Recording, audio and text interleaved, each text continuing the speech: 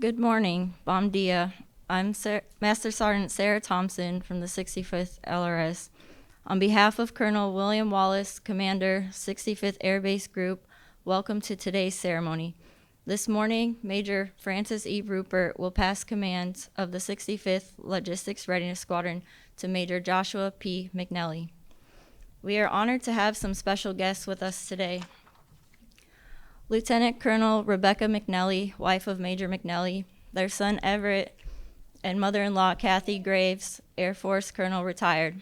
Also in attendance, the 86th Airlift Wing Vice Commander Colonel Denny Davies.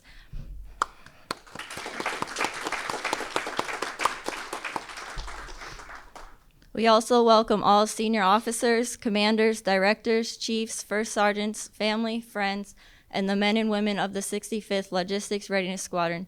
Thank you for attending.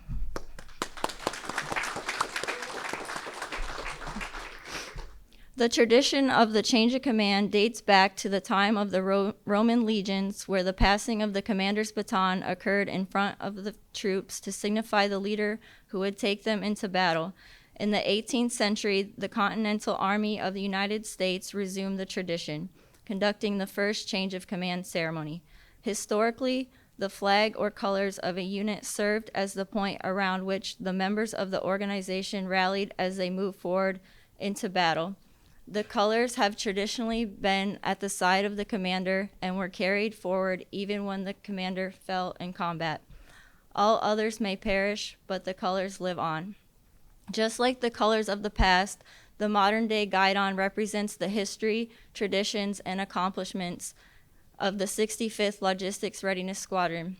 The exchange of the squadron guidon is a symbolic gesture which provides airmen with a tangible view of the transfer of command responsibility for not only the accomplishment of the 65th Logistics Readiness Squadron mission, but also the welfare of its airmen. Ladies and gentlemen, please stand for the arrival of the official party, the playing of the Portuguese and American national anthems, followed by the invocation.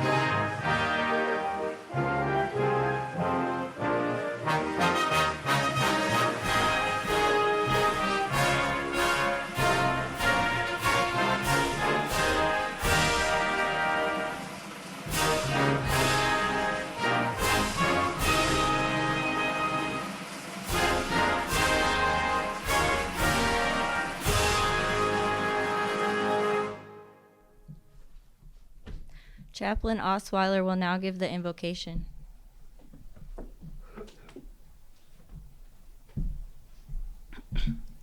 I invite you to pray with me.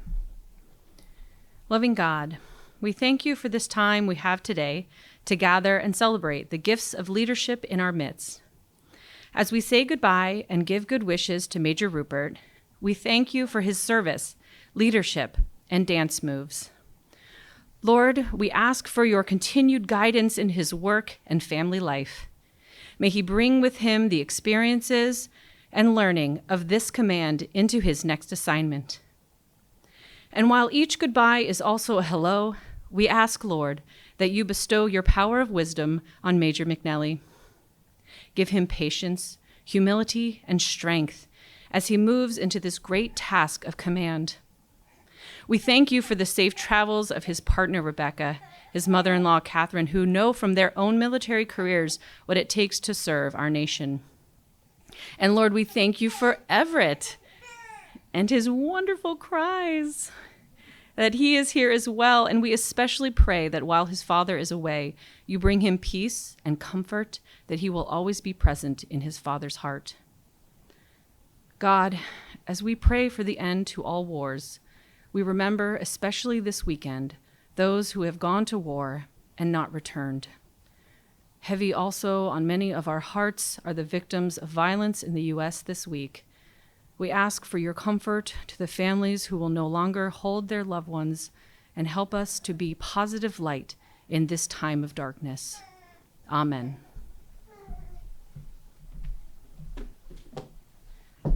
Thank you, Chaplain Osweiler. Ladies and gentlemen, please be seated. It is my pleasure to introduce our presiding officer for today's ceremony, Colonel William Wallace.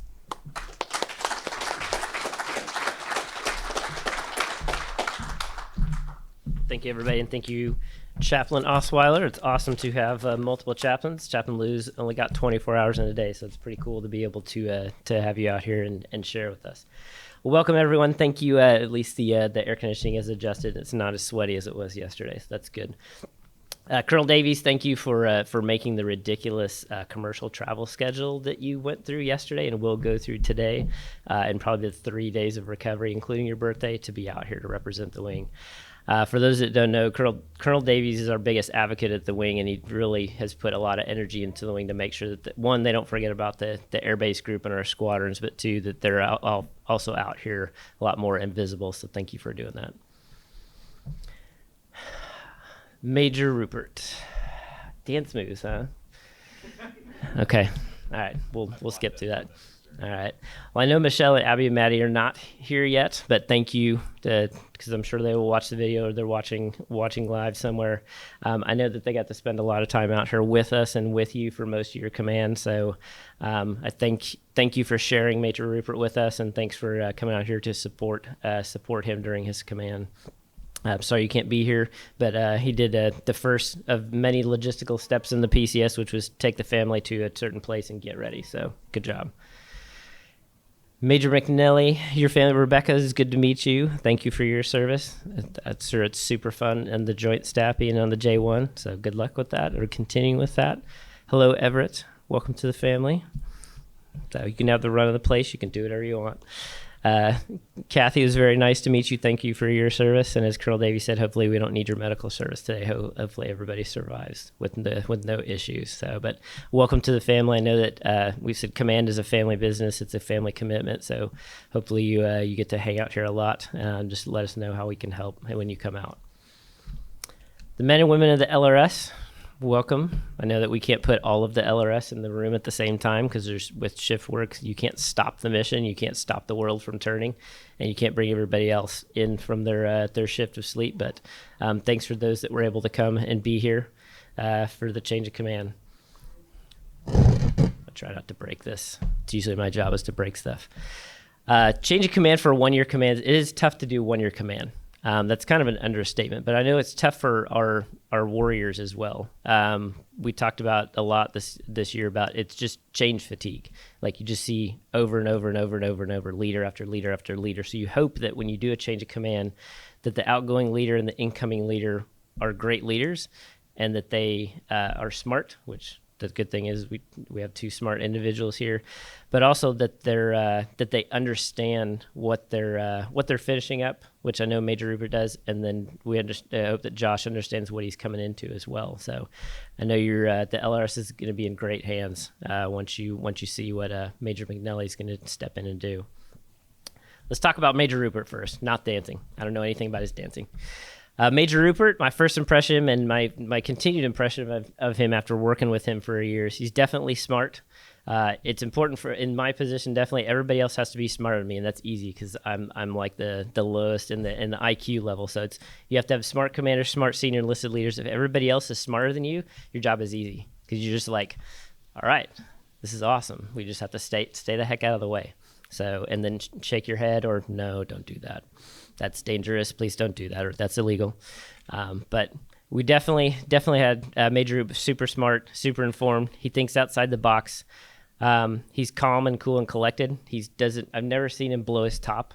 I've never seen him like emotionally out of control. I mean, you can see him calculating it, and then he says something. It's like, all right, we've never pushed him to see if like we could just like push him off the edge. That's not cool to do to a commander, but that just says, yeah, that's true. Yeah, we got to get through the ceremony, bro.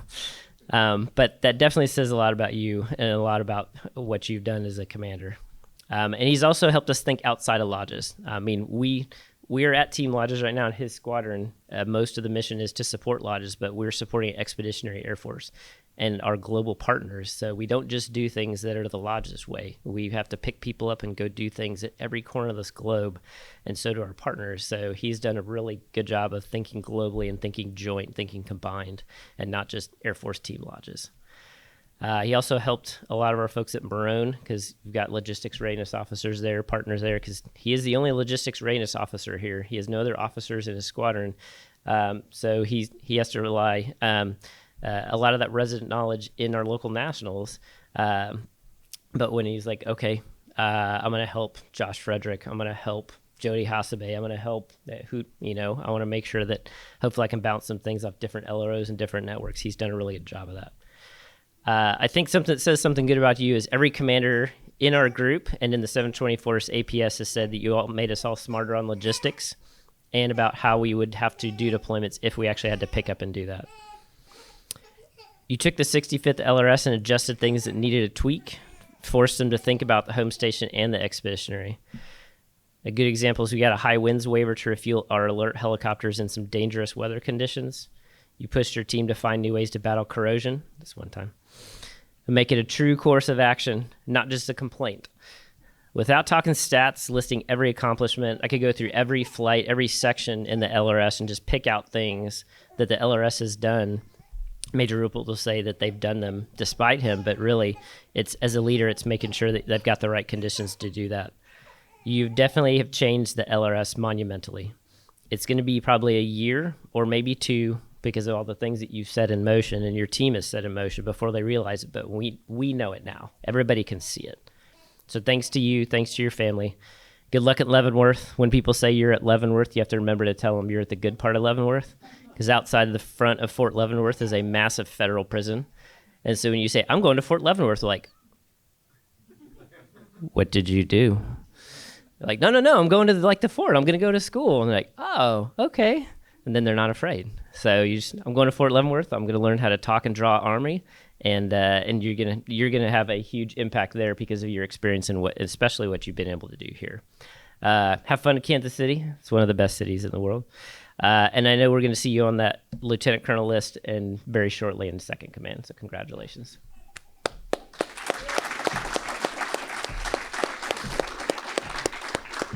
All right. I'm past Donald's time limit. Sorry. I need to speak up a little bit. Josh. All right. I don't know about your dance moves, but we'll have to figure that out. Where he came from, when I talked to him initially, he was already very humble and kind of an aw shucks. He told me, he said, everybody I work with is smarter than me. He was in Headquarters Air Force A4P, which is a fancy way of saying Air Force Logistics Enterprise IT. So information technology, totally up your lane, right? So he's like, all of my coworkers are contractors with PhDs and master's degrees. And he's like, I had to just learn fast and just try to keep up. So it's a great prep for this job. So He said he's ready to come in, ready to learn. So that's a good way to handle this job. Why he's a great pick, why he's a great leader to come in now. Josh came from a logistics background, custom made for this job. And we looked when we picked up his surf, and we was like, how did we get this guy? This is great too. You couldn't have tailor-made somebody for this job any better. He's got experience in Joint Special Operations Task Force in Africa, deployments to Kuwait, Afghanistan, multiple theaters, worked exercises in the Pacific, worked with the Defense Logistics Agency. He's worked in a logistics Readiness Squadron that was 1,100 people. That's the entire size of our group. So one squadron was as big as our group. He said one of their flights was bigger than most logistics Readiness Squadrons. So he's definitely ready to lead a command this size. We couldn't have asked for a better leader to take the flag for Major Rupert and continue to raise the bar for the 65th LRS. I would say remember family balance. Like we said, command is a whole family decision and execution. So balance your family that you're going to join here in the 65th LRS, and Rebecca and Everett and Kathy as well, and your family back home in Ohio. Build that command team, lead them well, and we're looking forward to working with you.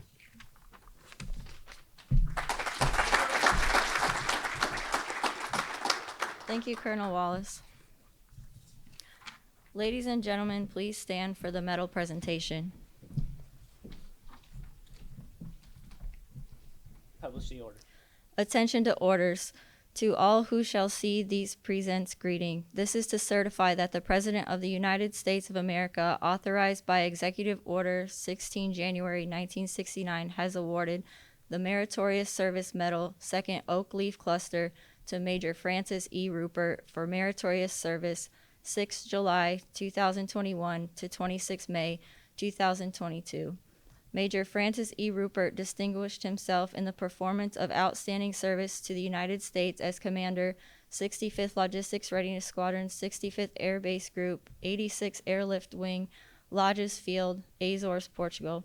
During this period, Major Rupert skillfully led 85 military and civilian personnel across 5 flights. He managed United States Air Forces in Europe's largest fuel depot, overseeing critical pipeline repairs, maintaining operational capabilities, and issuing 3 million gallons of fuel, supporting 5 combatant commanders. Furthermore, Major Rupert coordinated with the 721st Aerial Port Squadron to enact Headquarters Air Force guidance focused on reshaping the future of transportation at Lodges Field. His bold action postured the Logistics Readiness Squadron to transport up to 2,000 additional passengers annually. Moreover, he directed support for United States Navy P-8 operations. He ensured the delivery of 800,000 gallons of fuel, enabling 237 sorties and the deployment of 2,700 sonobuoy assets. Major Rupert's expertise also proved critical in support of Operation Allies Refuge. He coordinated a 44-member deployment which helped support the largest non-combatant military airlift in United States history. Finally, Major Rupert demonstrated his unit's preparedness during the 2021 unit effectiveness inspection, where his squadron's cryogenics facility was highlighted by inspectors and its personnel identified as the group's only superior performers. The singularly distinctive accomplishments of Major Rupert reflect great credit upon himself and the United States Air Force.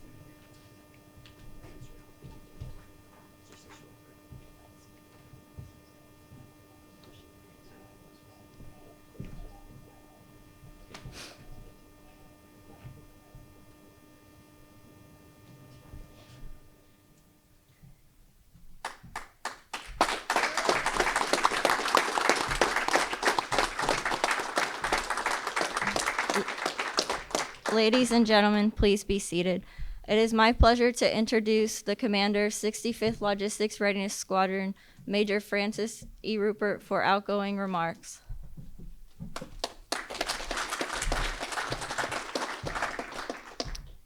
So I wasn't given a time limit, so I wrote about 8 pages. And I was also told I'm not allowed to cry during this speech, so we'll try to make that happen. But I want to start by just saying good morning to everybody and thank you for coming out today to the ceremony. I want to thank Brigadier General Gonzalez, Colonel Eisenera, Colonel Davies for attending today's ceremony. You know, leadership, especially at the squadron command level, is absolutely a team sport. So I have a very long list of people to thank, and I just ask for you to be patient as I get through that list.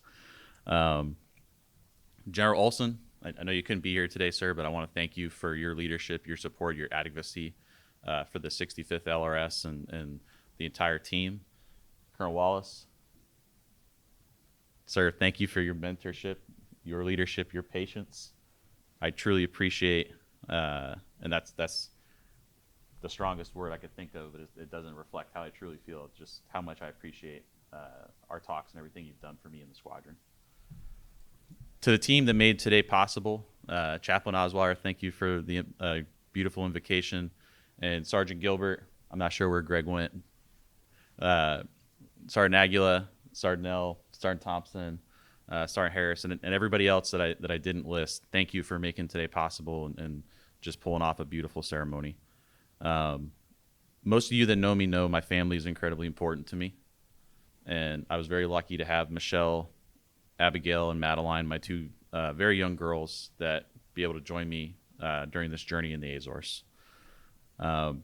Michelle, I know you're back in Washington State. You're probably sleeping right now, but I don't know how to thank you enough for your encouragement, your understanding, and your support.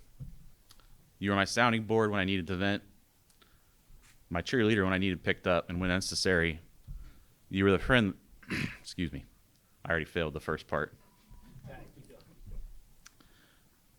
When necessary, you were that friend that told me what I really needed to hear. I appreciate your willingness to share me with the squadron. I love you with all my heart. Colonel Nos, Colonel Sam, I'm not crying because I'm going to miss you.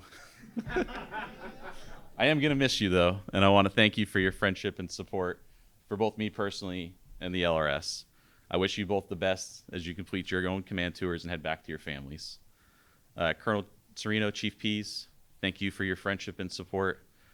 Being able to bounce things off a graduated squadron commander and senior enlisted leader who's now at the group level, you guys have just been an immensely helpful resource, and I appreciate everything you've done to help me and the squadron. I want to thank Hakel, our front office, for keeping the front office organized and structured and free of the chaos that I caused.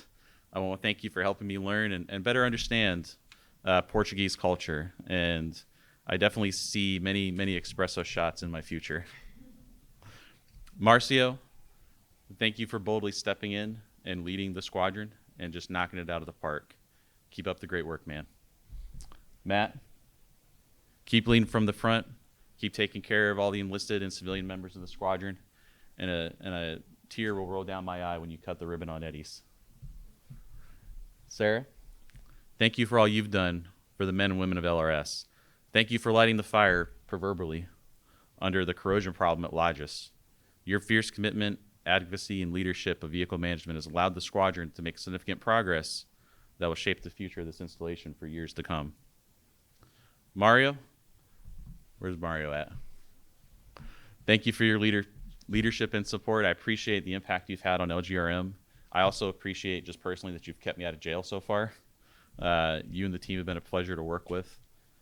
And Sergeant Peak, Chris, has been my pleasure to watch you grow and develop as a leader during your time here. You've led with grace and poise through some very difficult and challenging situations, and your impact on POL and the squadron has been immeasurable. Claudia and Ron, D-Flight has truly blossomed under your leadership. Thank you for all you've done, for all the lost cargo, the MICAPs, the containers, the aircrew, the household goods, everything that we've asked you to track down and then transport across Lodges to support this installation. To the rest of the log dogs, I could think of stories for each of you, but I'm sure Josh would like to take command at some point today. When I took command last June, I talked about a quote that General Brown had made. Amateurs talk strategy, professionals talk logistics. We could not have achieved what we have achieved over the past year, such as opening a new car wash, providing standby refueling support for Portuguese Air Force search and rescue mission, which saved 320 lives, relocating an entire supply warehouse without losing one nut or bolt, which still to this day boggles my mind, how we did that. Taking on the Air Trans Passenger Transportation Mission, P-8 Operations Surge Support, Cornet Operations, finding and obligating an additional $143,000 to support vehicle corrosion repairs on the very last day of the fiscal year, inspecting every single vehicle on Lodge's Field in the course of 1 month, which has provided critical information that highlights and showcases the need for additional resources, and training, deploying, and then redeploying an entire team of 65th Air Base Group personnel to Marone Air Force Base in less than a week. These are only a few of the significant accomplishments that come to mind. I didn't even mention the high winds waiver that Colonel Wallace did. Keep in mind, all of these things were done during the course of a global pandemic that would just not go away. These are not the kind of things that are accomplished by amateurs. It takes professionals. It takes log dogs.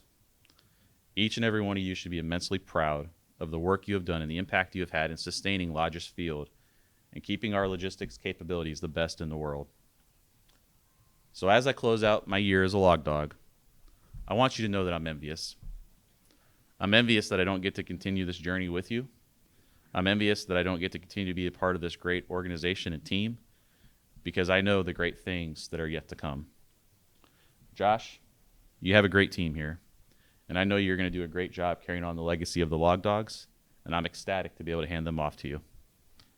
It has been my privilege and the honor of a lifetime to be your commander. I've loved my time here exploring the Azores, and I've loved working with each of you. Keep being awesome, and thank you.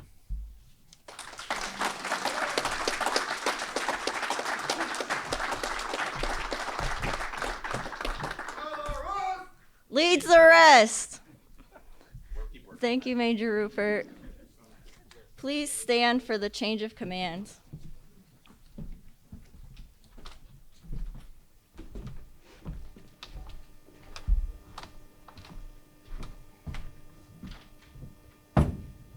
Publish the order. Attention to orders. 65th Logistics Readiness Squadron, United States Air Forces in Europe, Lodge's Field, Portugal, under the provisions of Air Force Instruction 51-509 and in accordance with Special Order Number 22-13, dated 25 May 2022, Major Joshua P. McNelly is hereby appointed Commander of the 65th Logistics Readiness Squadron effective 26 May 2022. Signed, Colonel William M. Wallace, United States Air Force.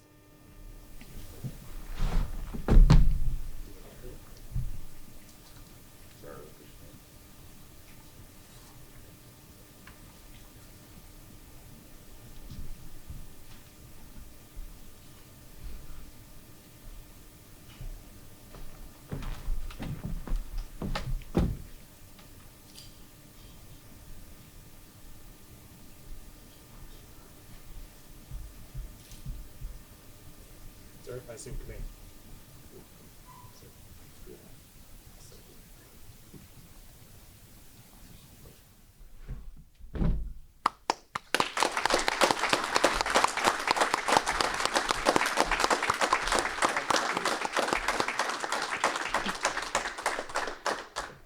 Ladies and gentlemen, please be seated.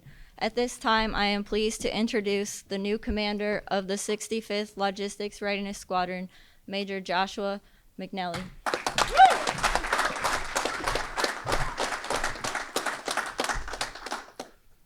Oh man, talk about it's real now, you know. Whew. But no, I will promise to keep this quick. I tend not to be a pontificator. I try not to be. But in kind of theme up here with what Major Rupert kind of started, a lot of this has to do with thanks.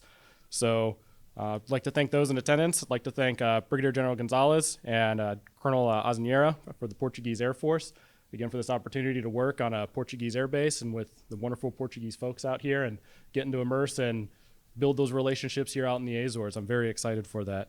Also for Colonel Davies making the trek out here, and sounds like one heck of a schedule and all sorts of personal events and everything else. I do appreciate it.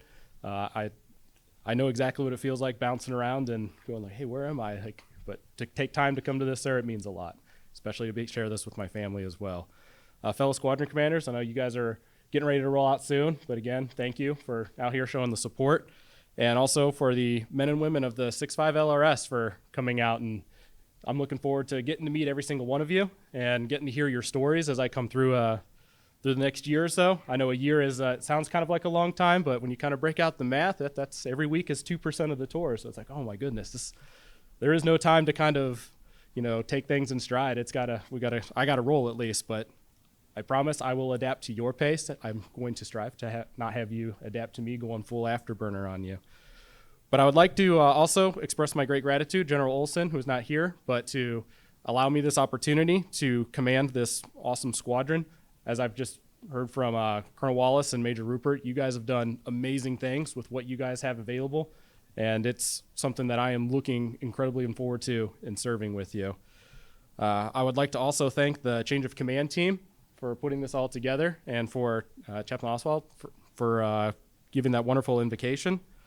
And then lastly, I would like to thank my reason for being, my wife Rebecca, along with our little man who is over there being quite vocal, my mother-in-law Kathy, for flying out here to be part of this. I know they had to take time out of their schedules, and the wife somehow got released from the Pentagon as well. It's weird that we're both on work release parole together. But again, I would like to thank you guys, because without your support and without everything that you guys provide for me, I would not be standing here. And that's the same that goes for the endless list of people. Like, nothing that I have done in my career has been solely on what I know or what I do. I have always had the benefit of being surrounded by people that are more talented, smarter, and overall better than I am. So it is my goal to serve each and every one of you in here and to continue doing great things with you. Thank you.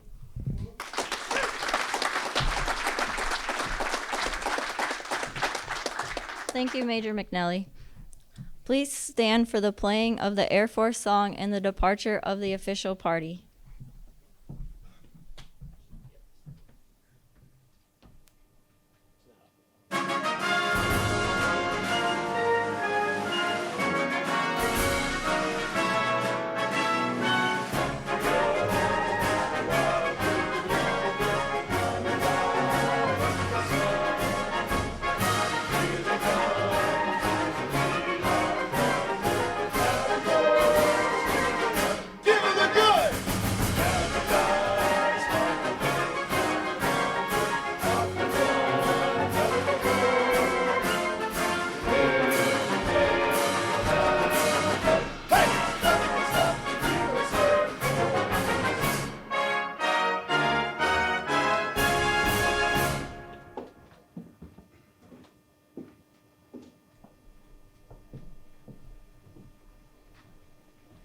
This concludes today's ceremony. Please join us for a reception at the back of the room as we welcome our new commander, Major McNally, and his family. Thank you for attending, and we wish you a pleasant day.